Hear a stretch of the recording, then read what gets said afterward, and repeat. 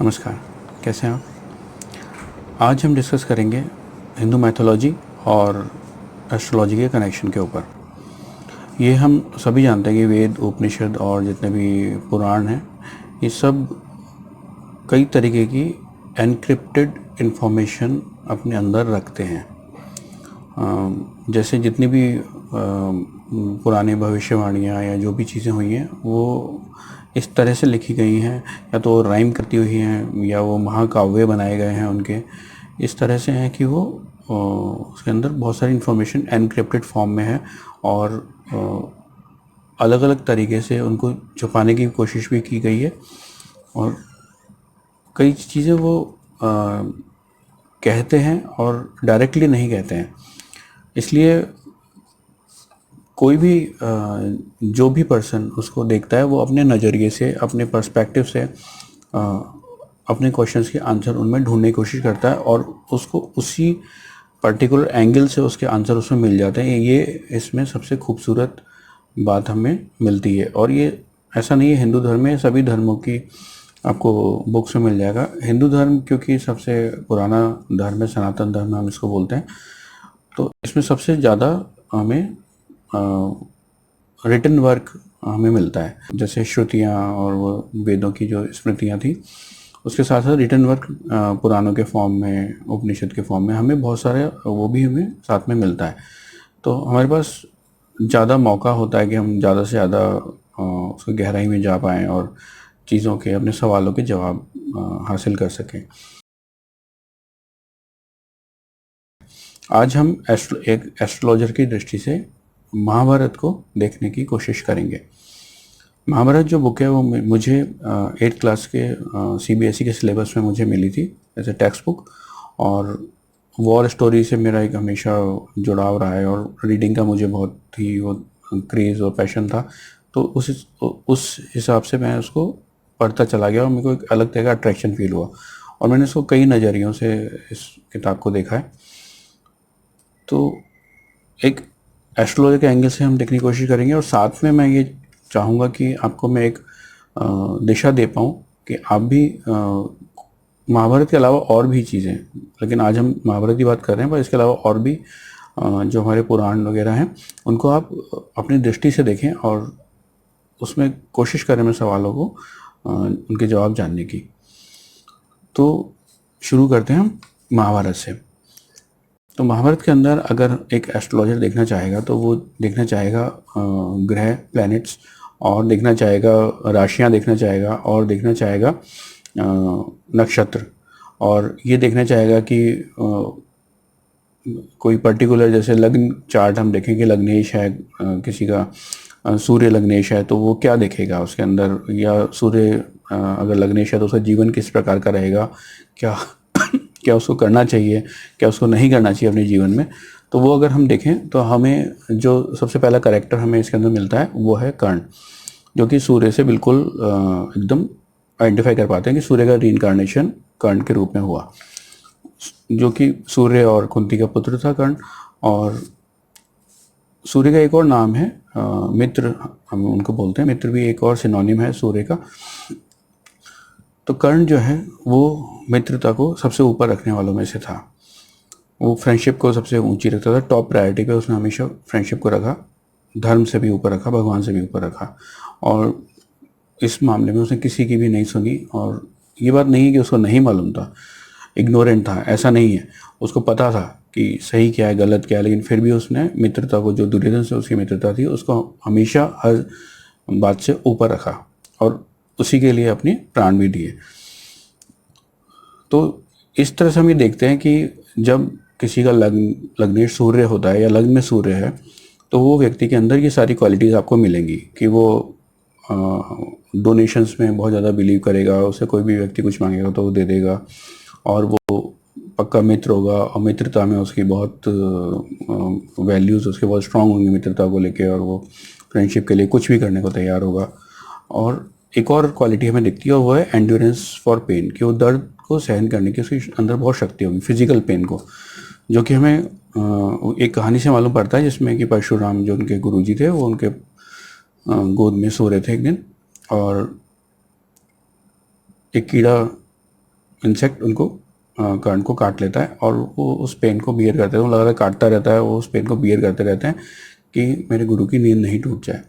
इस बात से आगे जाके और इसके रिपरकशंस होते हैं अलग तरीके से। तो इससे हमें मालूम पड़ता है कि जो सूर्य जिनका लग्नेश है उनके अंदर फिजिकल पेन को एंडर करने की बहुत ही अच्छी क्षमता होगी, दर्द को वो अच्छे से सहन कर पाएंगे। और साथ ही साथ एक ये बात भी है कि जो उनका परशुराम ने उनको जो श्राप दिया था इसी इंसिडेंट की वजह से कि जब तुम्हें सबसे ज़्यादा ज़रूरत पड़ेगी तब तुम अपनी विद्या को भूल जाओगे। इसका मतलब ये कि जब बहुत ज़्यादा ज़रूरत होगी, बहुत ज़्यादा स्ट्रेस में जब ये लोग आ जाते हैं सूर्य वाले, तो वो अपनी विद्या को भूल जाते हैं। उस पर्टिकुलर मोमेंट में वो अपनी सब चीज़ों को भूल जाते हैं। ये उनके साथ में एक बहुत बड़ा ड्रॉबैक रहेगा। ये अपन स्वभाव देख रहे हैं कि हम स्वभाव देख रहे हैं सूर्य जिनका लग्नेश उनका स्वभाव कैसा रहेगा, इसके आधार पे हम प्रेडिक्शन कर सकते हैं। इसके आधार पे हम ये भी कह सकते हैं, सॉल्यूशन हम बता सकते हैं कि जो जो कर्ण को नहीं करना चाहिए था, आपको जो लगता है धर्म के अनुसार जो कर्ण को नहीं करना चाहिए था और जो कर्ण ने किसी बात नहीं सुनी और वो किया, वो आपको जीवन में नहीं करना है। आपको ध्यान रखना है इस बात का कि धर्म का साथ देना है हमेशा, और जो सही है उसका साथ देना, ना कि आपको इस एक्सट्रीम पे चले जाना है कि फ्रेंडशिप की जैसे एक्सट्रीम पे जाके कि गलत का भी आप साथ देने के लिए तैयार हो। इसका मतलब ये नहीं कि आपको ऐसा करना है, इसका मतलब आपको ऐसा नहीं करना है। ये हमें इससे सीखने को मिलता है। इसी तरह से जब हम अगर हम ये देखना चाहते हैं कि नक्षत्रों के हिसाब से हम देखें तो हम देखते हैं अश्विनी नक्षत्र को अश्विनी कुमार के फॉर्म में। अश्विनी कुमार और माद्री के जो पुत्र थे वो सहदेव और नकुल हुए। तो सहदेव और नकुल जो हैं वो अश्विनी कुमार के पुत्र हैं, और सहदेव इनमें से बहुत बड़े ज्योतिषी हुए, प्रकांड ज्योतिषी हुए। और उसके पीछे एक और पुराणों में कथा आती है कि उन्होंने अपने पिता का मस्तिष्क खाया था, पांडु का। इसके बाद उनको त्रिकाल दृष्टि प्राप्त हुई और वो सब कुछ जानने के योग्य हो पाए। लेकिन उनके अंदर एक इनहेरेंट क्वालिटी थी एक अच्छा ज्योतिषी बनने की। तो ये जो इनहेरेंट क्वालिटी उनके अंदर आती है कि वो एक अच्छा ज्योतिषी बन पाए, ये उनको अश्विनी नक्षत्र से मिल रही है, अश्विनी कुमार से मिल रही है। अश्विनी नक्षत्र का जो स्वामी है वो केतु है। तो इस तरह से हम ये कनेक्शन देख सकते हैं कि ज्योतिष केतु, और केतु के जो भगवान लाल किताब में आते हैं केतु से जुड़े हुए वो गणेश जी हैं।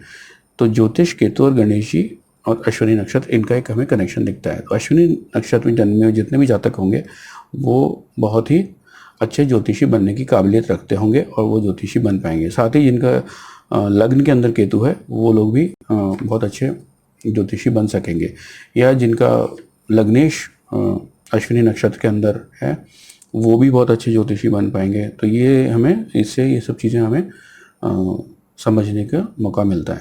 मैं आपको बहुत ब्रीफ आइडिया दे रहा हूँ, कोई भी चीज़ को डिटेल में जाने की कोशिश नहीं कर रहा हूँ, अपने आप को इस तरह से रोक रहा हूँ।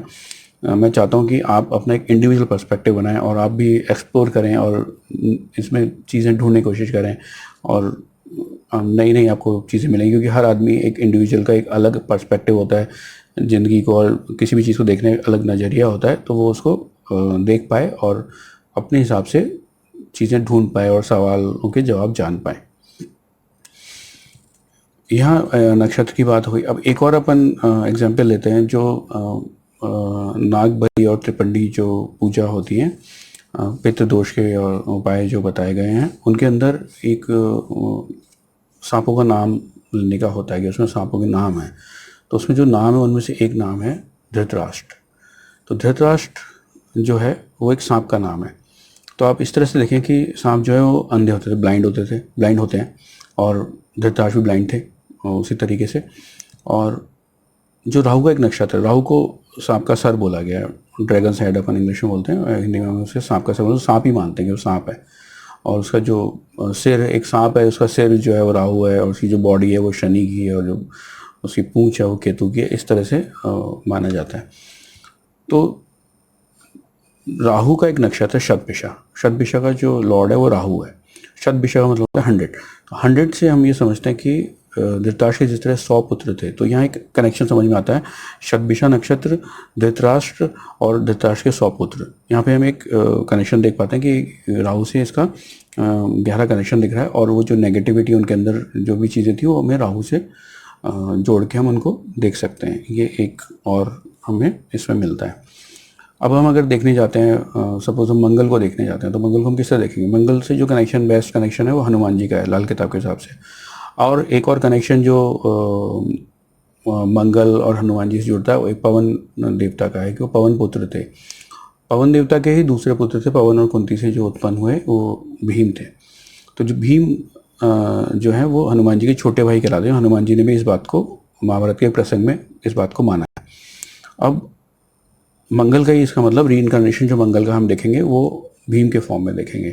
तो हम ये देख सकते हैं कि अगर मंगल किसी का नक्षत्र या लग्न में मंगल बैठा है या लग्नेश मंगल है, तो वो व्यक्ति जितने भी मार्शल आर्ट्स या मार्शल गेम्स होते हैं, जितने भी स्पोर्ट्स हैं, उनके अंदर वो बहुत सक्सेसफुल होंगे वो लोग। जैसे कि रेसलिंग हो गया, कुश्ती, और जितना भी जो भी बॉक्सिंग हो गया, जितने भी इस तरह के लड़ाई से संबंधित जो जुड़े हुए मार्शल जितने भी स्पोर्ट्स या मार्शल एक्टिविटीज़ हैं, उनके अंदर वो बहुत ही सक्सेसफुल होने वाले हैं, क्योंकि भीम बहुत ही अच्छे रेसलर और ये सब थे, जिसे हम बोलेंगे गदा चलाने वाले और सारी चीज़ें।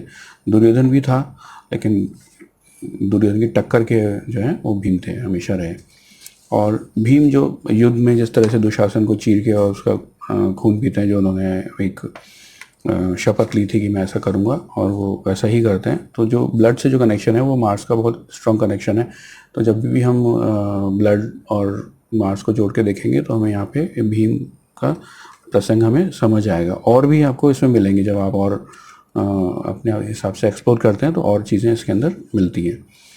ऐसे ही हमें अगर सैटर्न को देखते हैं तो सैटर्न कहाँ हम ढूंढ पाते हैं? तो सैटर्न को हम ढूंढ पाते हैं युधिष्ठिर के अंदर। वो धर्मराज के पुत्र हैं, और जो धर्मराज हैं यानी कि यम देवता जो हैं वो शनि के भाई हैं। दोनों ही सूर्य पुत्र हैं, यम और शनि, और वो धर्मराज कहलाते हैं, यमराज। और जो शनि है वो भी दंडाधिकारी कहलाते हैं, अच्छे कर्म बुरे कर्म के जो भी दंड देने के लिए शनि ही अधिकृत हैं। तो इस तरह से हम देख सकते हैं कि यहाँ पे अगर कोई शनि का रीइंकारनेशन हमें दिखाई देगा, क्लोजर रीइंकारनेशन, तो वो युधिष्ठिर के फॉर्म में हमें दिखाई देता है।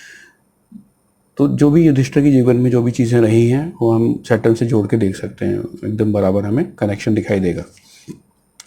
फिर हम एक और एंगल देखते हैं इसके अंदर कि धनु राशि और मीन राशि का एक एंगल हम इसमें देखते हैं कि जब आप देखें कि जो धनु राशि है और जो धनु राशि मतलब जो स्वयंवर है, द्रौपदी स्वयंवर है, वहाँ से आप इसको देखने की कोशिश करिए कि जो द्रौपदी स्वयंवर है, द्रौपदी स्वयंवर में क्या होता है कि आपको तीर चलाना है, और जो तीर चलाया जाएगा वो एक मछली की आंख में लगना चाहिए सीधा जाके। ये द्रौपदी स्वयंवर की शर्त थी। तो इसका मतलब ये कि धनु राशि और मीन राशि, जो धनुर्धर है वो धनु राशि हो गया, और मीन राशि हो गया जो मछली है उसकी आंख। तो अगर आप शुक्र को आइडेंटिफाई करना चाहें, शुक्र कहाँ है, और शुक्र काल पुरुष की कुंडली के अंदर शुक्र मीन राशि के अंदर स्थित है।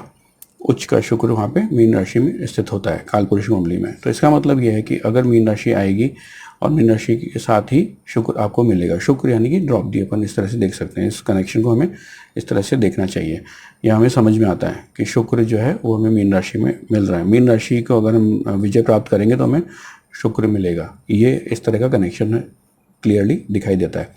दूसरा कि शुक्र से संबंधित एक चीज़ है कि शुक्र जिनका स्ट्रांग होता है वो लोग कांच देखने के बहुत शौकीन होते हैं। बाकी और भी क्वालिटीज़ होती है, परफ्यूम लगाना, साफ़ सफाई, हाइजीन के बहुत उनको पसंद होता है। लेकिन एक और क्वालिटी है, बार बार मिरर देखते हैं, कांच देखने में उनको बहुत शौक होता है। तो जो दुर्योधन और द्रौपदी का जो प्रसंग है, जिसके अंदर उनके बीच में वाद विवाद होता है और जिसकी परिणति बाद में युद्ध के रूप में एक कारण उसको ही माना गया है, वहाँ पे मैं दानव ने जो महल बनाया था पांडवों के लिए, उसमें कांच का ऐसा फ्लोर था जिसके नीचे आग जलती थी, कहीं पे पानी होता था, और अब ऐसा पहचान नहीं कर सकते थे चलते वक्त कि नीचे आग जल रही है और वो कांच है। बोला तो सच में आग ऊपर तक जल रही है, और इसी में दुर्योधन धोखा खाता है। तो कांच का एक कनेक्शन समझ में आता है। यहाँ दुर्योधन धोखा खाता है और फिर द्रौपदी उस बात पे व्यंग करती है। तो यहाँ एक बिल्कुल एग्जैक्ट कनेक्शन समझ में आता है कांच और शुक्र और द्रौपदी और मीन राशि, इन सब के बीच में हम देखते हैं। तो एक हमें एक स्ट्रॉन्ग रिलेशनशिप दिखाई दे रहा है। फिर एक और प्रसंग है इसके अंदर जो कि शिखंडी का है। तो बुध को जो है नपुंसक ग्रह माना गया है, और बुध को जो लाल किताब में कनेक्शन है वो दुर्गा देवी से है। दुर्गा देवी के जितने भी नाम है उनमें एक अम्बा एक नाम आता है। शिखंडी का जो पूर्व जन्म में जो नाम था वो अम्बा था। वो 3 बहनें थी, अम्बा, अम्बालिका और अंबिका।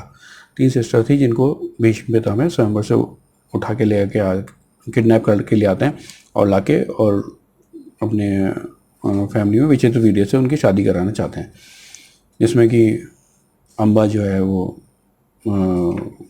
छोड़ के चली जाती है, वो किसी और से शादी करने आती है, तो भीष्म उसको जाने देते हैं।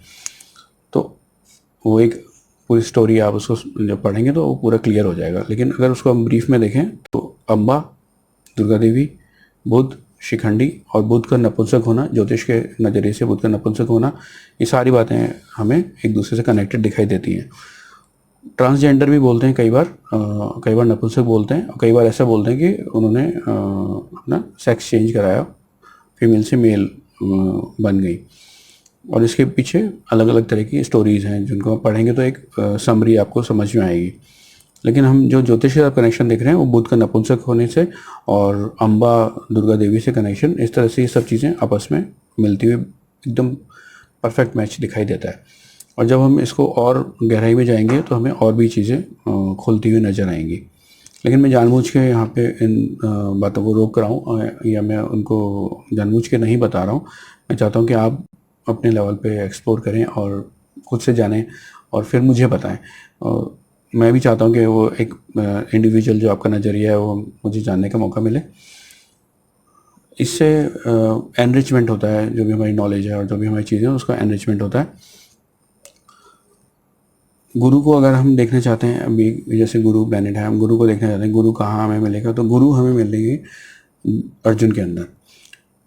इंद्र के पुत्र, इंद्र और कुंती के पुत्र अर्जुन हैं, और उनके अंदर हमें गुरु मिलते हैं, बहुत अच्छे धनुर्धर थे। तो हम धनु राशि से देखते हैं, तो जिनकी भी लग्न धनु राशि का है, जिनका भी लग्न धनु राशि का है, उनके अंदर हमें अर्जुन के जैसे क्वालिटीज़ हमें मिलेंगी। सब तरह के अर्जुन के तरह से क्वालिटीज़ हमें उनके अंदर मिलेंगी कि वो किस तरह, बहुत अच्छे निशाना उनका बहुत अच्छा लगाने का होगा, और वो बहुत ट्रैवल करेंगे, वाइडली ट्रैवल उनका वो कर पाएंगे। और अर्जुन ने बहुत सारी चीज़ें अप्सराओं से सीखी थी, वो सब चीज़ें भी उनके अंदर क्वालिटी हुई है। वो चाहेंगे तो वो चीज़ें सीख सकते हैं। आर्ट्स, फाइन आर्ट्स को लेके उन्होंने काफ़ी चीज़ें सीखी थी, तो वो सब चीज़ें वो सीख सकते हैं, उनके अंदर इनहेरेंट क्वालिटी होगी।